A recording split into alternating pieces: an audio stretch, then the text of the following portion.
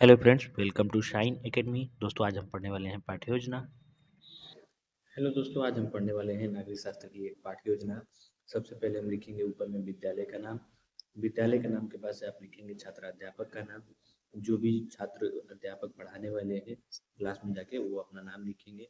यहाँ पे आप लिखेंगे डेट, विषय, कक्षा, वर्ग, कालांश यानी कि पीरियड, अवधि यानी कि कितना समय लगता है। मैक्सिमम यहाँ पे 35 टू 40 मिनट का समय दिया जाता है पाठ्य योजना में। और यहाँ पे हमारा जो प्रकरण है वह है कार्यपालिका। तो दोस्तों, इसी तरह से हम आगे बढ़ेंगे। सबसे पहले हम लिखते हैं सामान्य उद्देश्य। सामान्य उद्देश्य में हम देखते हैं कि नागरिक शास्त्र में क्या क्या सामान्य उद्देश्य होंगे। पहला होगा आपका लोकतांत्रिक नागरिक का विकास करना, उचित नेतृत्व का विकास करना, राष्ट्रीय एवं अंतर्राष्ट्रीय दृष्टिकोण का विकास करना। यह हम बालकों में क्या क्या उद्देश्य अपना लेके पढ़ाना चाह रहे हैं, यह चीजें होती हैं। राष्ट्रीय एवं अंतर्राष्ट्रीय दृष्टिकोण का विकास करना, देश की सामाजिक, राजनीतिक एवं आर्थिक समस्याओं की जानकारी प्रदान करना, विश्व में नागरिकता की भावना का विकास करना, छात्रों में कर्तव्य एवं अधिकार का सैद्धांतिक व व्यवहारिक ज्ञान प्रदान करना। ये सारी हम सामान्य उद्देश्य कम से कम 10 लिखेंगे। यहाँ पे फिर 8वां हो जाएगा आपका छात्रों में देश प्रेम व राष्ट्रीय भावना का विकास करना, छात्रों की मानसिक शक्तियों एवं वैज्ञानिक दृष्टिकोण का विकास करना, प्रजातंत्र के लिए दृढ़ विश्वास उत्पन्न करना, छात्रों में विश्व बंधुत्व की भावना का विकास करना। उसके बाद से हम लिखते हैं विशिष्ट उद्देश्य। विशिष्ट उद्देश्य जैसे सामान्य उद्देश्य विषय से रिलेटेड होता है, उसी तरह से विशिष्ट उद्देश्य प्रकरण से संबंधित होता है। चलिए, सबसे पहले प्रकरण में लिखते हैं ज्ञानात्मक उद्देश्य, यानी कि जो छात्रों के ज्ञान से संबंधित है। छात्र कार्यपालिका के बारे में ज्ञान प्राप्त कर सकेंगे। तो इसमें कम से कम दो दो हम उद्देश्य लिखते चलेंगे। छात्र कार्यपालिका के बारे में प्रत्यक्ष कर सकेंगे, यानी कि बार बार उसको रिवीजन दोहरा सकेंगे। बोधात्मक उद्देश्य यानी कि छात्रों की बुद्धि ज्ञान से संबंधित होता है।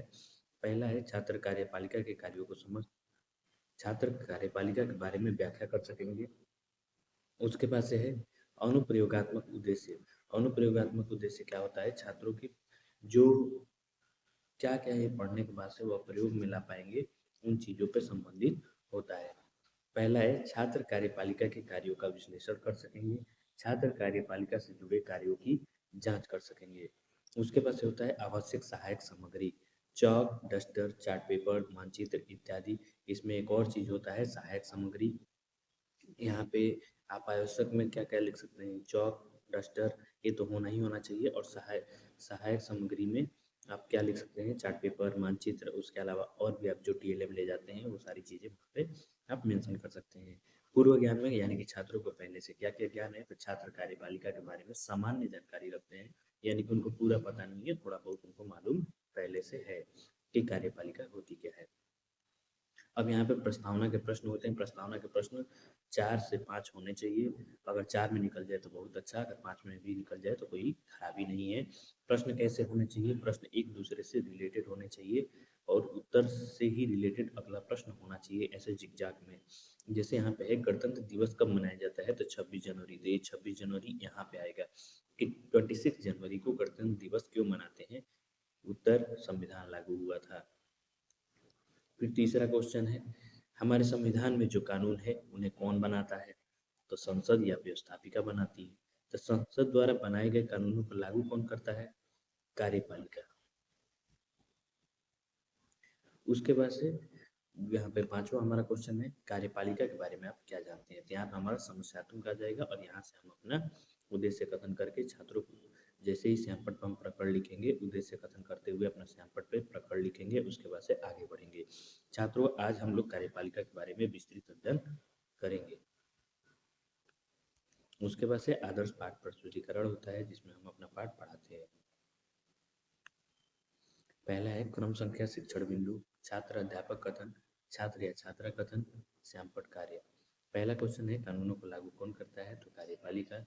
कार्यपालिका के बारे में आप क्या जानते हैं, तो समस्यात्मक। इसको हम विकासात्मक प्रश्न कहते हैं। पहला हमारा जो शिक्षण बिंदु है, यहाँ पे हमने डाला कार्यपालिका और इसको हम थोड़ा बड़े में भी यहाँ पे डाल दिए। और उसके बाद हम करते हैं अपना स्पष्टीकरण यानी कि व्याख्या। कार्यपालिका सरकार का वह अंग है जो विधायिका द्वारा स्वीकृत नीतियों और कानूनों को लागू करने के लिए जिम्मेदार है। कार्यपालिका प्रायः नीति निर्माण में भी भाग लेती है। कार्यपालिका का औपचारिक नाम अलग अलग राज्यों में भिन्न भिन्न होता है। कुछ देशों में राष्ट्रपति होता है तो कहीं चांसलर, और कार्यपालिका में केवल राष्ट्रपति, प्रधानमंत्री या मंत्री ही नहीं होते, बल्कि इसके अंदर पूरा प्रशासनिक ढांचा विद्यमान होता है। यहाँ पे आप छात्र कथन में लिखते हैं कि छात्र या छात्रा कथन को ध्यानपूर्वक सुनते हैं और स्वयं कार्य में आप छोटे छोटे जैसे कानून लागू करना, नीति निर्माण, पूर्व प्रशासनिक ढांचा, ये सारी चीजें आप मेंशन करते हुए आगे बढ़ जाते हैं। उसके बाद से यहाँ पे हम इसी कार्यपालिका को और आगे देखते हैं। सिविल सेवा के सदस्य भी आते हैं। सरकार के प्रधान और उनके मंत्रियों को राजनीतिक कार्यपालिका कहते हैं और वे सरकार के सभी नीतियों के लिए उत्तरदायी होते हैं। लेकिन जो लोग रोज रोज के प्रशासन के लिए उत्तरदायी होते हैं उन्हें अस्थायी कार्यपालिका कहते हैं। जैसे प्रशासनिक ढांचे में भारतीय कार्यपालिका का प्रधान राष्ट्रपति होता है।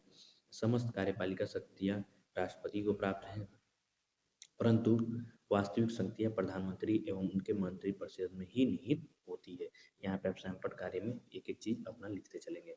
उसके बाद हम बोधात्मक प्रश्न करते हैं। पहला है कार्यपालिका का मुख्य प्रधान कौन होता है, तो यहाँ पे उत्तर आएगा राष्ट्रपति। कार्यपालिका का कार्य क्या है, तो नीतियों एवं कानूनों को लागू करना। तीसरा प्रश्न है कार्यपालिका के प्रधान के बारे में आप क्या जानते हैं, तो ये हो गया समस्यात्मक। यहाँ से फिर अपना हम दूसरा स्पष्टीकरण चालू करेंगे। यहाँ पे हमने शिक्षण बिंदु डाल रखा है कि कार्यपालिका का प्रधान राष्ट्रपति होता है। स्पष्टीकरण में हम लिखेंगे कार्यपालिका का प्रधान भारत में राष्ट्रपति होता है। राष्ट्रपति भारत का प्रथम नागरिक होता है। संसद द्वारा बनाए गए कानूनों पर राष्ट्रपति द्वारा हस्ताक्षर करके पारित किया जाता है। राष्ट्रपति देश के प्रमुख राजनयिक होते हैं। और यहाँ पे छात्र छात्रा कथन में हम लिखते हैं छात्र या छात्रा कथन को ध्यानपूर्वक सुनते हैं और सैंपट कार्य में प्रधान राष्ट्रपति, प्रथम नागरिक, प्रमुख राजनयिक, ये सारी चीजें हम मेंशन करते हुए लिखते चले जाते हैं। यहाँ पे कार्यपालिका का प्रधान राष्ट्रपति के बारे में बात कर रहे हैं। राष्ट्रपति संविधान के संरक्षक होते हैं। किसी कानून के गलत होने पर उसे रोक कर भी रख सकते हैं। राष्ट्रपति देश के तीनों सेना के सर्वोच्च कमांडर होते हैं। राष्ट्रपति ही देश में आपातकाल की घोषणा कर सकते हैं।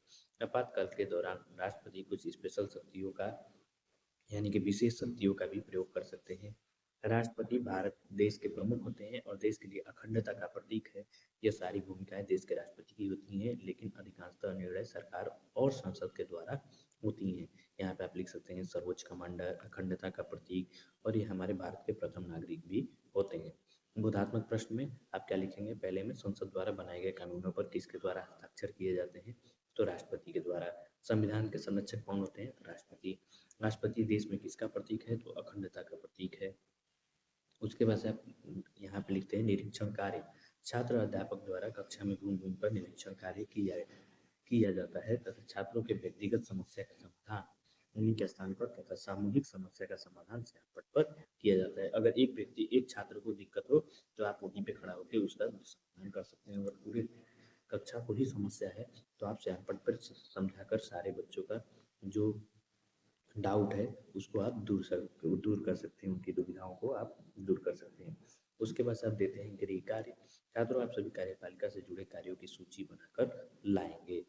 उसके बाद से होता है मूल्यांकन या पुनरावृत्ति प्रश्न। इसी को आप रिवीजन के भी प्रश्न कह सकते हैं कि रिवीजन क्वेश्चंस होते हैं। तो पहला क्वेश्चन है कार्यपालिका का मुख्य प्रधान कौन होता है। दूसरा है कार्यपालिका का मुख्य कार्य क्या है। तीसरा संविधान के संरक्षक कौन होते हैं। चौथा भारत में आपातकाल की घोषणा कौन कर सकता है। उसके बाद से आप एक कॉलम बनाएंगे सुझाव आलोचना का और यहाँ पे आप कॉलम रखेंगे पर्यवेक्षक हस्ताक्षर का। यहाँ पे आपके पर्यवेक्षक का हस्ताक्षर होता है। यहाँ पे सुझाव आलोचना में उनको जो भी लिखना होता है वो लिखते हैं, जैसे आपकी पाठ्य योजना कैसी रही, आपकी पाठ्य योजना की प्रस्तुतिकरण कैसे रही, ये सारी चीजें यहाँ पे मेंशन करी जाती है।